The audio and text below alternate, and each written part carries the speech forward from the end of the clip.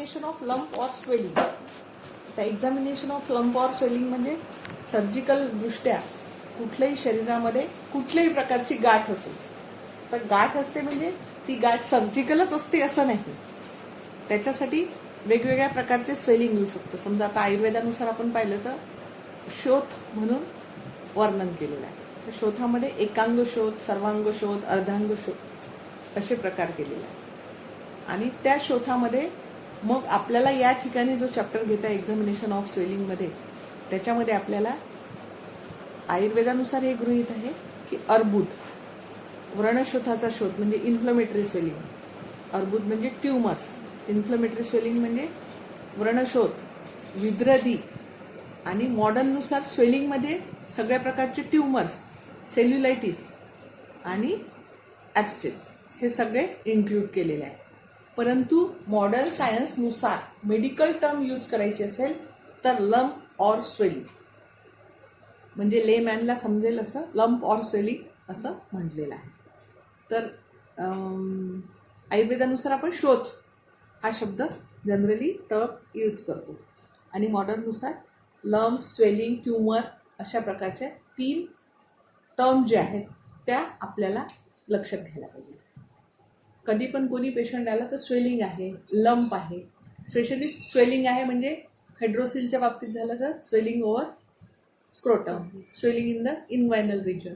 पण ब्रेस्टमध्ये आहे स्वेलिंग तर that is lump, use term lump. ॲब्डॉमेनमध्ये आहे कुठलं swelling, use term lump or mass. अशा प्रकारचं आपल्याला हिस्ट्री घेताना मेडिकल टर्म्स यूज करायचे. How to take the history. आता हिस्ट्री घेत असताना कशी घ्यायची हिस्ट्री. ड्युरेशन म्हणजे कालावधी, किती कालावधीपासून तुम्हाला स्वेलिंग आहे. Duration, how long is the lump present there. म्हणजे पेशंटला विचारायचं आपल्याला की तुम्हाला कधी दिसला. आता काही स्वेलिंग असे असतात की पेनलेस असतात. समजा पाठीवर आहे तुमच्या स्वेलिंग, तुम्हाला दिसणार नाही, पेनलेस आहे. पायाच्या मागच्या बाजूला आहे, बॅकवर आहे, लंबर रिजनमध्ये आहे. आणि इव्हन कधी कधी ब्रेस्टमध्ये सुद्धा लंप असेल, पेनलेस असेल तर तो अननोन असतो आणि ॲक्सिडेंटली नोटीस होतो. म्हणून एखादं इन्फ्लमेटरी स्वेलिंग असेल तर पेन होते तर पेशंटचं लक्ष त्याच्याकडे वेधल्या जाते. पेशंटच्या लक्षात येते की आपल्याला दुखत आहे म्हणून पेशंट पाल्पेट करून पाहते हाताने पाल्पेट केल्यानंतर त्याच्या लक्षात येते की नाही, तर मग तो लगेच डॉक्टरकडे जातो. पण एखादं पेनलेस स्वेलिंग जे असते त्याला पेशंटला विचारायचं की पेशंटला कधी सगळ्यात पहिले लक्षात आलं. का बरं असं, तर म्हणजे फर्स्ट नोटीस कधी झालं. का बरं, in case of congenital swelling, for example cystic hygroma, meningocele, these are the swelling since birth. म्हणजे सिन्स बर्थ, जन्मताच पेशंटला सिस्टिक हायग्रोमा, मेनिंगोसिल हे त्याच्या पेरेंट्सला जन्म झाल्याबरोबर किंवा डॉक्टरलाच ते दिसतात, सिन्स बर्थ असतात. आणि दुसरी गोष्ट, काही काही गोष्टी अशा असतात की फर्स्ट नोटीस बिफोर 2 months. आता हायड्रोसिलचं माइल्ड स्वेलिंग असते तर पेशंटला पहिले इग्नोर करतो, पण स्वेलिंग जसं वाढायला जाते तसं पेशंट नोटीस करतो की मला स्क्रोटल स्वेलिंग आहे. त्याच्यानंतर कधी कधी पेशंट सांगतो की बा मला पाठ खाजवत होती म्हणून कोणीतरी खाजवून दिली म्हणून मग मला ते स्वेलिंग नोटीस झालं. कधी कधी सांगतो की मी आंघोळ करत होतो तेव्हा माझ्या हाताला लागलं तेव्हा सांग. किंवा कधी कधी ब्रेस्टवर एखादा चुकून ट्रोमा झाला तेव्हा ती बाई म्हणते स्वेलिंग ॲक्च्युअली ते कोइन्सिडन्स असतो, स्वेलिंग आधीपासूनच असते पण पेशंटला तो ट्रोमा झाला म्हणून त्या दिवशी पेशंटला स्वेलिंग ते नोटीस होते म्हणून पेशंट सांगतो की मला स्वेलिंग लागल्यामुळे झालं. पण आपल्याला इन्व्हेस्टिगेशन करताना, इन्स्पेक्शन करताना हे रूल आउट करायला पाहिजे पेशंटला स्वेलिंग कधी झालं. Lump with shorter duration and pain are mostly inflammatory. ज्या लंपमध्ये पेन असते, मी आताच सांगितलं की दुखल्यामुळे पेशंटचं लक्ष त्याकडे वेधलं जातं, that is inflammatory swelling. Without pain असतील तर दॅट इज निओप्लास्टिक स्वेलिंग, म्हणजे ते बेनाईन ट्युबर किंवा मॅलिग्नंट ट्युबर असतील. त्याच्यानंतर क्रॉनिक इन्फ्लमेटरी स्वेलिंग, कधी कधी पेशंटला क्रॉनिक इन्फ्लमेटरी स्वेलिंगमध्ये कधी कधी पेन होते, आपोआप कमी होते, आपोआप वाढते. तर अशा प्रकारचं investigation. Then mode of onset. Mode of onset. How did the swelling start. कसं सुरू झालं स्वेलिंग. आता पहिले मार लागला आणि मग स्वेलिंग झालं. म्हणजे ऍक्सिडेंटल इंजुरीमध्ये जेव्हा फ्रॅक्चर होते तेव्हा first trauma and then swelling फ्रॅक्चरमध्ये अशी हिस्ट्री राहते पेशंटची. पण इन्फ्लमेटरी जे स्वेलिंग असतात त्याच्यामध्ये पहिले स्वेलिंग नंतर पेन. For example cellulitis. सेल्युलायटिसमध्ये माइल्ड पेन सुरू होते, नंतर सेल्युलायटिस डेव्हलप होतो. Cellulitis can convert into abscess. म्हणजे असा दोन फरक. ऑनसेट कसा सुरू झाला, म्हणजे पेशंटला पहिले लागलं नंतर सुरू झाला, की स्पॉन्टेनियस ऑनसेट होता, की इन्फेक्टेड फोकसमुळे होतं. अशा प्रकारचा आपल्याला स्वेलिंगच्या बाबतीत हे होतं. तसंच किलॉइड नावाचं स्वेलिंग असते. किलॉइडच्या मध्ये हिस्ट्री असते की पेशंटला काहीतरी प्रिक झालेलं असते, त्या ठिकाणी प्रिक झाल्यानंतर किलॉइड डेव्हलप होते किंवा बर्न स्कारमुळे किलॉइड डेव्हलप होतो. Malignant melanoma generally develop from a benign naevus or a since or a birth mark. पुष्कळ जण सांगतात की मला जन्मताच या ठिकाणी काळा तीळ होता, काळा मस होता आणि आता सडनली त्याच्यामध्ये चेंज झाला. That is called malignant melanoma. त्याच्यानंतर other symptoms associated with the lung. Pain is the far most important symptom which bring the patient to the doctor. मी आधी सांगितलं की पेनमुळे पेशंट डॉक्टरकडे यायचं. कधी कधी पेशंटला ते लंपमुळे difficulty in respiration, difficulty in swallowing आणि डिफिकल्टी इन मुवमेंट्स.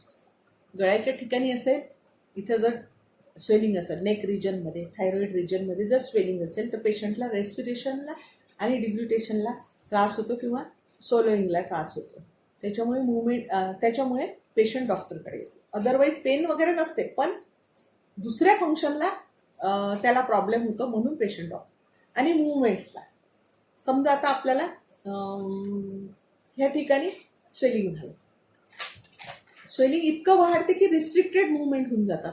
या ठिकाणी लायपोमा आहे जॉईंटच्या ठिकाणी. लायपोमा सुरुवातीला त्याला काहीच प्रॉब्लेम नाही, पण जॉईंटमध्ये आल्यानंतर त्याला रिस्ट्रिक्टेड मुवमेंट होतात. जसं पॉप्लिटियल फोसामध्ये बर्सायटिस होतो. तो पहिले सुरुवातीला काही नाही होत, मग नंतर मग ते स्वेलिंग वाढत जाते, बर्साचं स्वेलिंग, तेव्हा मग मुवमेंटला त्रास होतो. Then other cause disfigurement. एखाद्या स्वेलिंगमध्ये पेन वगैरे काहीच नसते, पण डिसफिगरमेंट ही गोष्ट असते. समजा डर्मॉइड सिस्ट असते, डर्मॉइड सिस्ट सिन्स बर्थ असते, नंतर मिडलाईनला असते, तिचं डिसफिगरमेंट हाच एक प्रॉब्लेम असतो. सिबेसिस सिस्ट झाली, लायपोमा झाले, these are the disfigurement problem. Then next हे pain. Pain is an important and frequent complaint of traumatic and inflammatory swelling, whereas pain is consequently absent in neoplastic swelling. Neoplastic swelling मध्ये pen totally absent असते, फक्त traumatic आणि inflammatory swelling मध्ये pen असते. If the patient complains of pain associated with lung, the surgeon should know precisely the nature of pain, site and time of onset. आता nature of pen पहिलं असते throbbing pen. Throbbing म्हणजे inflammatory. थ्रोबिंगचा अर्थच मुळात ठसठसणे, ठणक. पेशंटचा typical word असते की ठणक होते, ठणकते आहे. तर थ्रोबिंग पेन. जेव्हा थ्रोबिंग पेनची पेशंट कंप्लेंट करतो तेव्हा त्या ठिकाणी ॲब्सेस फॉर्म होऊ शकतो, इन्फेक्शन असते आणि पस फॉर्मेशन असते. त्याच्यानंतर other type of pain, stabbing pain, sharp pain, severe pain, these are the type of pain. त्याच्यानंतर site of pain. Sometimes the pain is referred to some other site than affected one. म्हणजे swelling एका ठिकाणी असते, पण पेशंटला दुसऱ्या साईटला pen व्हायला लागते. पेशंट सांगते की ह्या गाठीमुळे मला या ठिकाणी पेन होते, त्याला म्हणतात रेफर्ड पेन. ते त्या रेफर्ड पेन का बरं असतात? Due to same nerve supply. For example, affection of hip joint, the pain may be referred to the corresponding knee joint. Hip जॉईंटमध्ये जेव्हा प्रॉब्लेम होतो तेव्हा नीमध्ये पेन होतो पेशंटला. हिप जॉईंटमध्ये काही पॅथॉलॉजी असते त्याला म्हणतात रेफर पेन. पण मोस्टली लोकलाइजच पेन पेशंटला असते. ज्या ठिकाणी स्वेलिंग असते त्या ठिकाणी. And these pains are generally हे पेन. संध्याकाळी चालूच आहे. Time of onset. It is very important to know whether the pain precedes swelling or the swelling precedes pain. मी आता सांगितलं तुम्हाला कशामुळे काय झालं. स्वेलिंगमुळे पेन झालं की पेनमुळे स्वेलिंग झालं. म्हणजे ट्रॉमामुळे स्वेलिंग आलं म्हणजे फ्रॅक्चरमध्ये तुम्हाला लागलं तर पहिले फ्रॅक्चर झालं नंतर स्वेलिंग आलं. किंवा एखाद्या ठिकाणी तुम्हाला सेल्युलायटिस डेव्हलप होत आहे तर हिस्ट्री ऑफ ट्रॉमा आहे का म्हणजे लागलं होतं मग पेशंटला स्वेलिंग झालं. किंवा स्पॉन्टेनियसली पेशंटला स्वेलिंग झालं नंतर त्याच्यात पेन झालं. That is inflammatory swelling.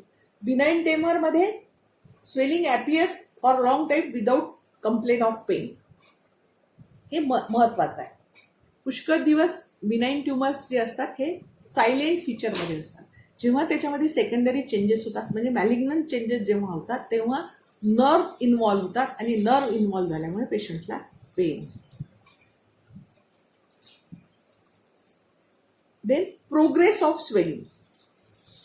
स्वेलिंगचे बिनाइन ग्रोथ जे असतात जे नॉन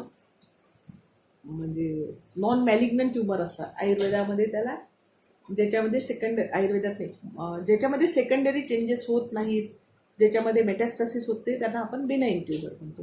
तर बिनाइन ट्युमरमध्ये ग्रोथ जी असते ती खूप स्लो असते आणि sometime it remains as it is for a long time. त्याच्यामुळे पेशंटला स्वेलिंगकडे लक्ष देत नाही आणि एवढीच आहे असं पेशंट स्वतःच हिस्ट्री सांगतो की मला पेन एवढं स्वेलिंग. आणि दुसरं malignant tumours grow very quickly. काही स्वेलिंग असे असतात की पेशंट सांगतो की मला 8 दिवसापूर्वी ब्रेस्ट लंपच्या बाबतीत स्पेशली हायली मॅलिग्नंट ट्युमर जे असतात ते दुपटीने वाढतात व्हेरी क्विकली आणि suddenly increase in size and shape. आणि कधी जे बिनाइन ट्युमर असतात यांच्यामध्ये कधी सेकंडरी चेंजेस जेव्हा होतात तेव्हा ते swelling suddenly increase in size and shape होतात. That suggest malignant changes in benign tumors. Sometimes patient gives history decrease in size of swelling. This suggests inflammatory lesion. म्हणजे एखाद्या पेशंट काय सांगतो की मध्ये स्वेलिंग कमी होऊन जाते आहे बा मला स्वेलिंग. स्पेशली या ठिकाणी सांगायचं झालं तर सिबेसियस सिस्ट जी असते त्याच्यामध्ये रिग्रेस होतं. जेव्हा त्याच्यात इन्फेक्शन होते तेव्हा त्याच्यामध्ये पेशंटला थोडं पेन असतं. मग पेशंट काहीतरी लेप लूप गोळ्या वगैरे घेऊन तो पेशंट गोळ्या घेतल्या होत्या म्हणते तेव्हा पेशंटचं स्वेलिंग कमी झालं. म्हणजे जनरली हे जे स्वेलिंग असतात हे these are the inflammatory laid.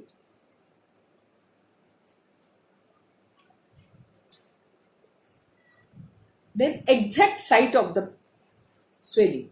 Mostly the site of swelling is obvious on inspection. In case of a huge swelling, the surgeon may be confused from which structure swelling appears.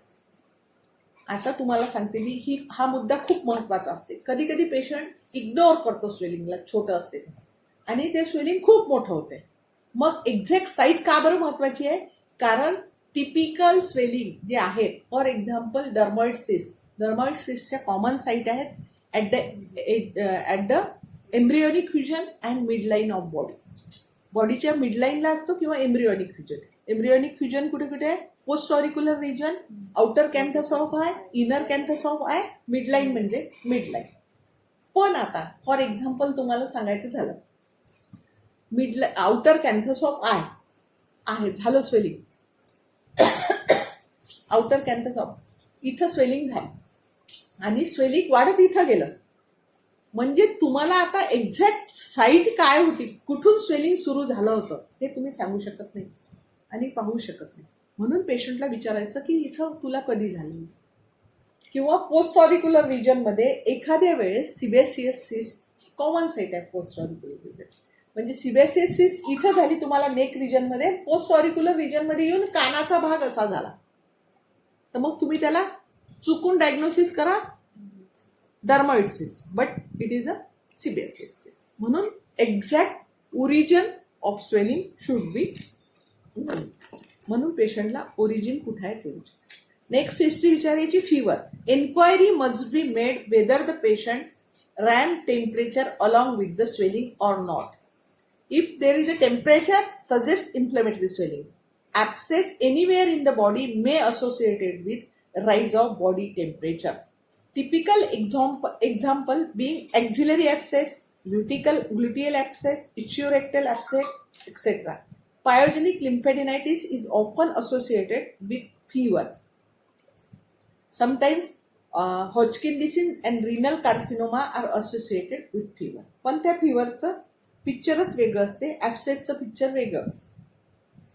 आणि ट्युबरक्युलर पेशंटला जे evening rising temperature असते ते पण वेगळं असते. म्हणजे ट्युबरक्युलर पेशंटमध्ये cervical लिम्फॅडिनोपॅथी असेल आणि पेशंटला टेम्परेचर येत असेल तर त्या टेम्परेचरची हिस्ट्री तुम्हाला विचारायला पाहिजे. Then presence of other lung. Whether the patient ever had or has any other lung. म्हणजे एका लंगच्या व्यतिरिक्त शरीरात अजून कुठे लंप आहे का ही हिस्ट्री विचारायला पाहिजे. का बरं? Neurofibroma are always multiple in number. Similarly Hodgkin's disease मध्ये जनरली शोज मल्टिपल लिम्फोग्लॅन्डिनुमा enlargement. Pyaemic abscesses are multiple in number. और प्रेझेन्स ऑफ अदर लंप म्हणजे पेशंटला कधी कधी लायपोमा असतो, सिबेसिस सिस्ट असतं. Then you have to differentiate if it is lipoma और if it sebaceous cyst. Both swellings are present at the same time in the same patient. Lipoma or sebaceous and neurofibroma are always multiple. Then secondary changes. Sometimes swelling presents secondary changes such as softening, ulceration, fungation, inflammatory changes, etc. Patient should be asked for the secondary changes. म्हणजे patient generally malignant ट्युमरमध्ये secondary changes होतात आणि sebaceous सिस्टमध्ये secondary changes. Then impairment of function particularly of limb or spine may be associated with a swelling near about. Inquiry about the nature of loss of movement and intensity of it and how much of it is due to swelling. त्या स्वेलिंगचा खरोखर किती त्याच्यावर परिणाम होत आहे हे rule out करायला पाहिजे. इम्पेअरमेंट of function.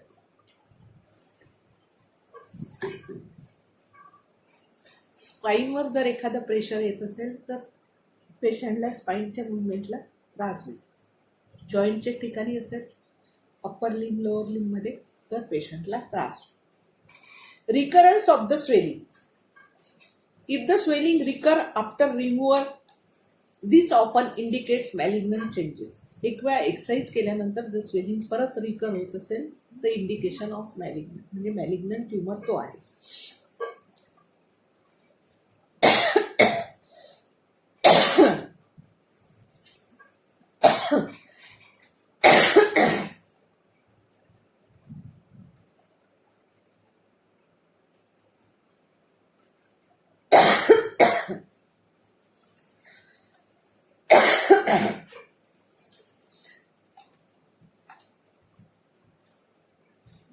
Cystic swelling may recur if cyst wall is not completely removed.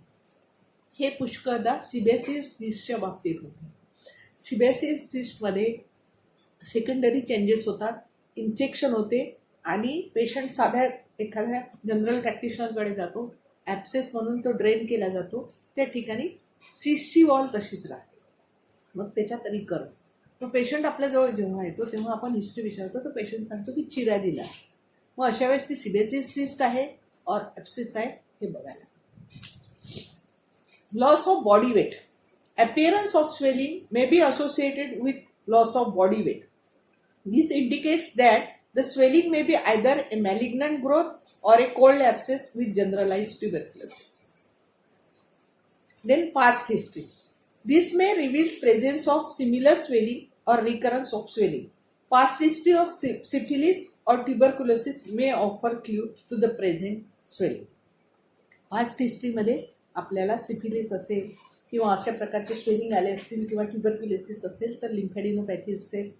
सिफिलिसमध्ये विशिष्ट ग्रुप लिम्फ नोड्सचा इनलार्ज होतो म्हणून सिफिलिसची हिस्ट्री होती का, हे सगळं आपल्याला रूल आउट करायला पाहिजे. जे आपण केस टेकिंगमध्ये पाहिलं ते सगळं आपल्याला याच्यामध्ये रूल आउट करायला. Then personal history. Personal history आपण मागच्या चॅप्टरमध्ये पाहिलेलंच आहे. ती पर्सनल हिस्ट्री आपल्याला पूर्ण विचारायची आहे. कशासाठी? जर ॲडिक्शन असेल ओरल काही च्युइंगचं तर ओरल कॅन्सर आहे का, कांगरी कॅन्सर तुम्हाला सांगितलं, कांगरी कॅन्सरसाठी पेशंट त्या एरियातला आहे का, ते कांगरी कॅन्सरच्या बद्दल आपल्याला विचारायला. Then family history. फॅमिली हिस्ट्रीमध्ये ट्युबरक्युलोसिसची हिस्ट्री असते आणि दुसरी न्यूरोफायब्रोमा. जर न्यूरोफायब्रोमाची फॅमिली हिस्ट्री असेल तर जनरली ही फॅमिली हिस्ट्री त्या फॅमिलीमध्ये चालत राहते म्हणून फॅमिली हिस्ट्री विचारायची. आणि मॅलिग्नन्सी, स्पेशली ब्रेस्ट कॅन्सरची मॅलिग्नन्सी फॅमिली हिस्ट्री घ्यायला पाहिजे. Then physical examination of patient, जे मागच्या चॅप्टरमध्ये पाहिलेलं आहे आपण, जनरल एक्झामिनेशन. ते सर्व जनरल एक्झामिनेशन आपल्याला करायला पाहिजे. पेशंटचं बिल्ड कसं आहे, बिल्ड जर कॅचेक्झिक असेल तर त्याचं ट्युबरक्युलोसिस रूल आउट करायला पाहिजे, मॅलिग्नन्सी रूल आउट करायला पाहिजे, स्वेलिंगमध्ये सेकंडरी चेंजेस झालेले आहेत का, कुठली नर्व एनलाइट झालेली आहे का, कुठल्या नर्वमुळे पॅरासिशिया झालेला आहे का, फ्रॅक्चर आहे का, राईज इन टेम्परेचर आहे का, ह्या सगळ्या जनरल एक्झामिनेशनमध्ये आपल्याला सर्वे करायला पाहिजे. नंतर जनरल एक्झामिनेशनमधला दुसरा बस लोकल एक्झामिनेशन आपण सोमवारी बोलू.